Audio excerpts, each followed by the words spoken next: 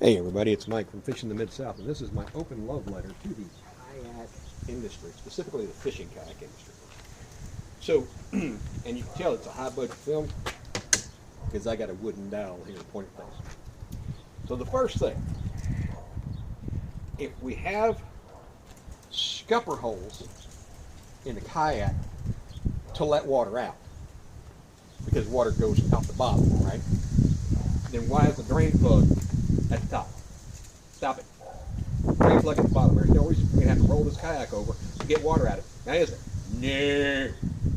No. Second, we have a nice hatch here. But inside this hatch is a whole lot of room. But the big things that can fit in there don't necessarily fit through the hole. Plus, you put little things in there and they go flying all the way to the back. Even if you can't make the hole bigger, maybe, just maybe, we could put some kind of waterproof bag in here, and it can even be bigger than the hole. The top of it needs to be the size of this hole, and then it could be bigger so it can put more stuff in there. And then of course you could take it out if you wanted to, somehow stick rods through here or whatever makes you happy. This particular one came with plastic tracks. No. This is a $3,600 kayak. I do not need plastic tracks. Come on. The boat's made out of plastic. Don't make the tracks out of plastic. I had to pay another $100 and some odd dollars so I could get aluminum. It should come with some aluminum. It'd be great under the seat. Being able to put things. I know, right? Let me move this over a little bit so we make sure everybody sees all the good stuff I'm talking about here. Be nice if I could put stuff right there, but that's where the battery goes. Well, why does the battery go there? Well, because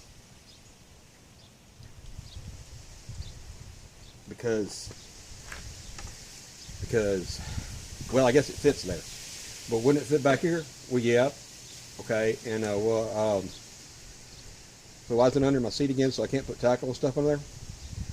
Well, that's where I put it. Okay. So we got holes in the bottom of the kayak so the water can drain out. But then we have plugs to put in there so the water can't get in. Now wait. So I have holes to let the water out and plugs to not let the water in. Normally you would have plugs not to let the water out. Anyway. Then we have these beautiful cup holders. Okay. Now, they do drain to an extent, but you got this much of it right here. So like that much. It's going to be water in there all the time. Why? Because that's what happens. Now let's see. So we got these flush mount rod holders back here, and over here, and over here. Now they don't have a hole in the bottom because then water would get in and it would drain into the hull, and that's not very smart. Oh, so it comes with caps so that when you're not using them, you can cut. No. So they're just going to fill up with water and hold it. That's right. That is how it's designed here, people. Now,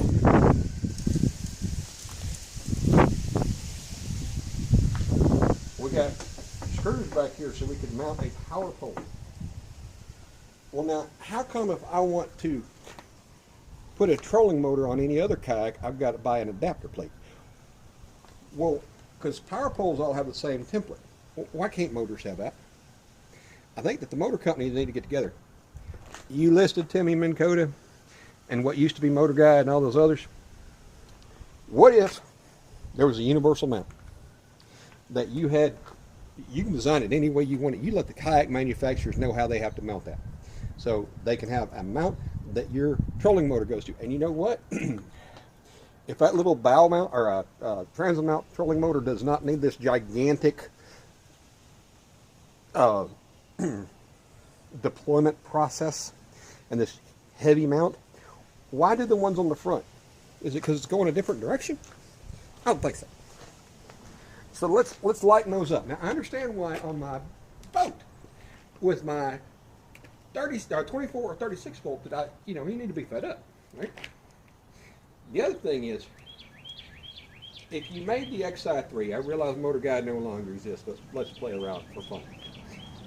If you make a motor for a kayak, then why does it have a foot release if it goes up on the bow. So you want me to walk up here and push it on the footbridge? Well, no, you can rig something up so that, no, I don't want to rig something up. That's your job. You're the engineer, right? And while we're talking about this specific kayak, make sure I got the right stuff in frame because I'd hate for y'all to miss this. All right, you see this? That's a heat sink. You know what's under there? Electronics. Okay, well, makes sense. It's elevated up off the floor, so if there's water that gets in there, it won't get on the electronics part of that, right? And how do you get water out? Well, you turn it over, and then you tilt it forward. So the water's going to run over the... Yeah, it will. That's exactly how that works. Now, let's talk about cup holders again. Well, let's talk about seats first. Let's talk about seats. There's no excuse why every single kayak out there doesn't have the option, if not standard, a 360-degree swivel seat. No reason. It's not going to, I mean, it would raise the seat up, what, like 3 inches most here? Especially if you didn't have a battery box on there. Every kayak should have a 360-degree swivel seat. Why is that, you say? Well, because when you're sitting out front here, you're facing forward. You got this seat that goes from here to here. If you want to reach something behind you, you got to be ultra flexible, or you got to stand up, or you got to twist and gyrate in weird ways that guys my size and age don't gyrate. So the back half of my kayak is only as a trunk. I can't use anything back here, which is a good reason why the battery will go back here, because I don't need to access the battery while I'm on the water. That doesn't make any sense. So since we're going to do the 360-degree swivel seat, you know where the kayak, where the cup holders need to be? They need to be mounted on the side of the seat. That way, when you move, you're not knocking the drink out of the cup holder. Now, what about the throttle? Well, if you have a throttle like this, then you probably want to put that on the side of the seat too. Now, granted, it can rotate up to 180 degrees each direction, or 360 degrees. You're not going to go round and round and round and wrap up your cable, because that would be stupid. So, you know, you can block it so it only goes 180 each direction. So if you was facing backwards and you wanted to go this way, you might have to go all the way around. That's okay. That's okay. We can live with that, because that way I can turn my seat and I can get to anything back here. And now more than half of my actual storage space is usable. Now let's talk about this particular one, and I don't have the motor in it right now, but if I did, you can see what I'm talking about. That is when you put the motor in there, the motor sits up higher than the floor, which means that if you want to like lay something like a tackle box, a Plano 3700 in here, it's going to wobble from side to side, probably spill out, stuff like that. And that is not good. You don't want to do that. Okay? Foot steering is nice, but the problem that I see with a lot of this stuff, that and I have a spider on my kayak, but that spider's not included. You have to pay extra for those. So these cables come out of the inside of the hull. And guess what? Guess what can get in these little holes? If you said water, you are a genius. So what's the solution to that? Here, let me look at the back and you can see. See here? See right there? See, there's a little bit of hole there. Not a lot, but you know, you got water rushing up over the back. You're gonna get a little bit of water in the hole, right?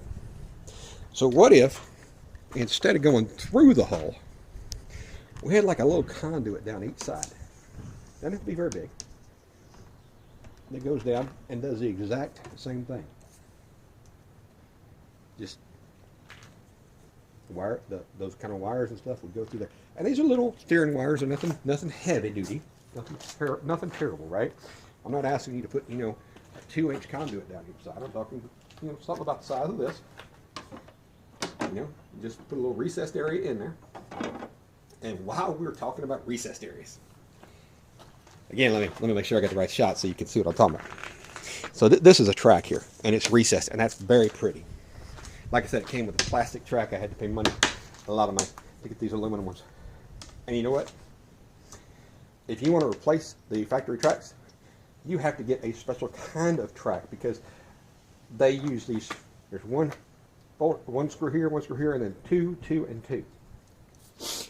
First off, let's come up with a standard on the exact size of track. So we want the maximum, the minimum and maximum width for the slot, minimum and maximum depth of that slot, so that whoever makes aftermarket accessories for these, any kayak that uses a track system, They all fit. And then if you want to replace the track, make them one size. Make them, they should be single wide, right? No reason why it had to be double wide except that it was cheap plastic. If you made a single wide, it could have been aluminum in the first place, probably the same price. So you do that, and you build the recesses a certain, recessing is nice. I like that. But let's have standards on length. So, 12 inch, 16 inch, 20 inch, whatever. So if you want to replace this, and this is an 18 inch, you go get you an 18 inch one. Or you get you and all the holes are going to automatically line up because that's part of the spec, is that the holes are in the right places. See? Now you got all that done. So what you've done here, and let's look at these rod holders. Now these have a functional flaw other than the one I've already mentioned about holding water. It has 3 screws. 1, 2, 3. Now what if, instead of having 3, it had, this piece was square, and it had 4. 1, 2, 3, 4. All equidistant, right? Then if you didn't want your rod holder facing backwards, you could face it sideways, or you could face it forward, or you could face it inward because you want your rods crossed like this. I don't know, but it's the option. Now granted, based upon where the manufacturer puts these on the kayak, it may not work in all 4 positions, but it ought to at least work in 2. And you don't have to drill another hole because you've already got 4 holes that are equally spaced. You just take those 4 out, twist it, put it back down, put those 4 screws right back in there. And always, people, they make them with caps. Put the one with the cap on there. What is that, 12 cents extra? Seriously? Seriously. Now the rod tether is a nice thing. Don't get rid of that. Keep that there. Okay. So now we have fixed the problem with rod holders. We fixed the cup holder issue. We have taken the drain plug and moved it, I don't know, to the very back on the bottom.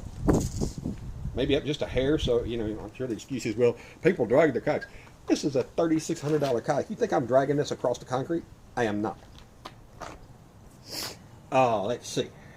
Talked about the electronics. We talked about, the throttle's a nice little touch. I like that. Let's get the battery.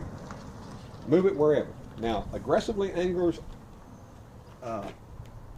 aggressively, doggone it, another A in the middle, not adequate, average, aggressively average anglers. They did a recent video, and I already thought about doing this, but they touched on some things, and one of the things that they wanted is they said, well, make it pre-wired already.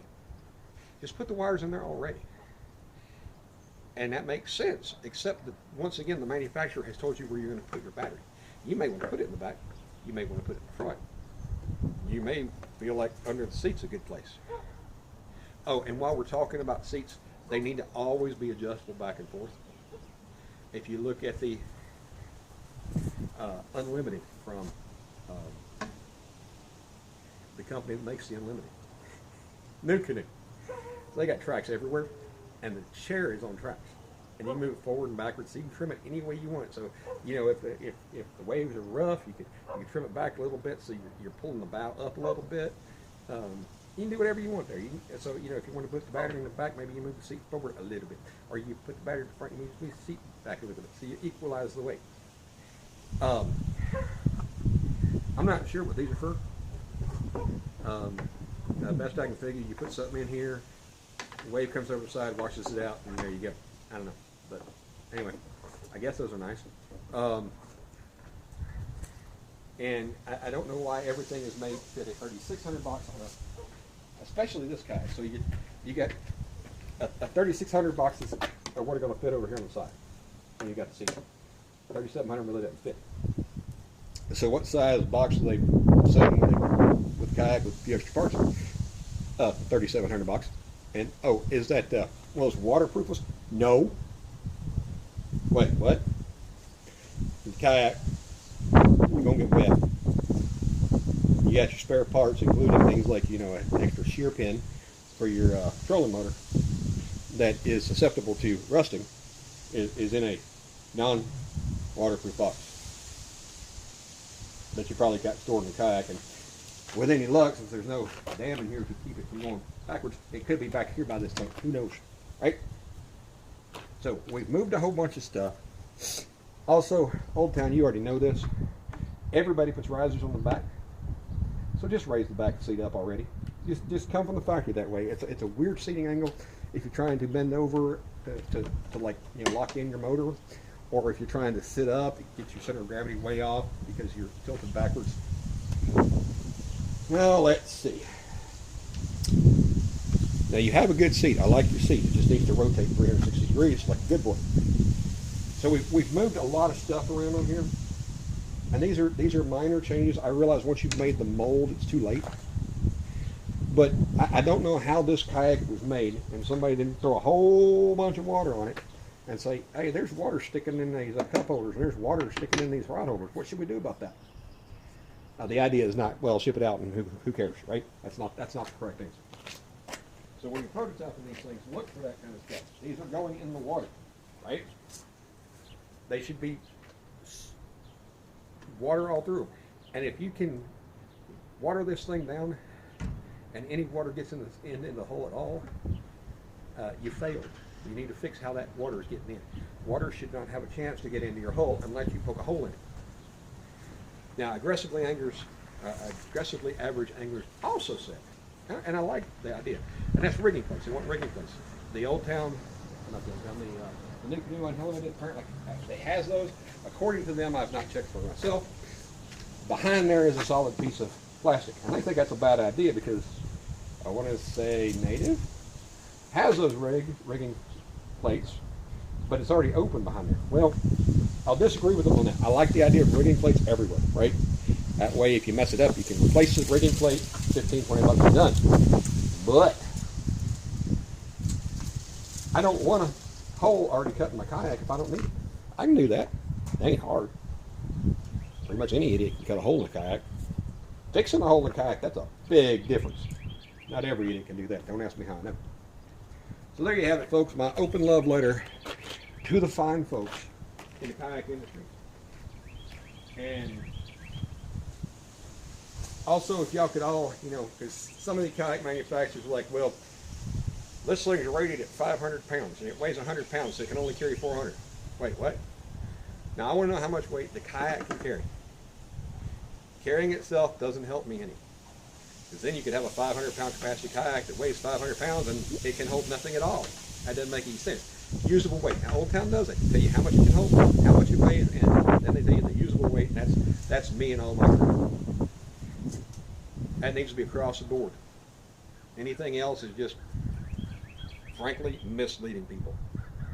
If I think it's got a 600-pound capacity and me and my junk weighs 550 pounds, I don't expect you to say, well, it actually has like 350 usable capacity because, you know, the weight of the kayak and stuff. Stop it. Stop it. You're misleading people. All of you. Just stop it.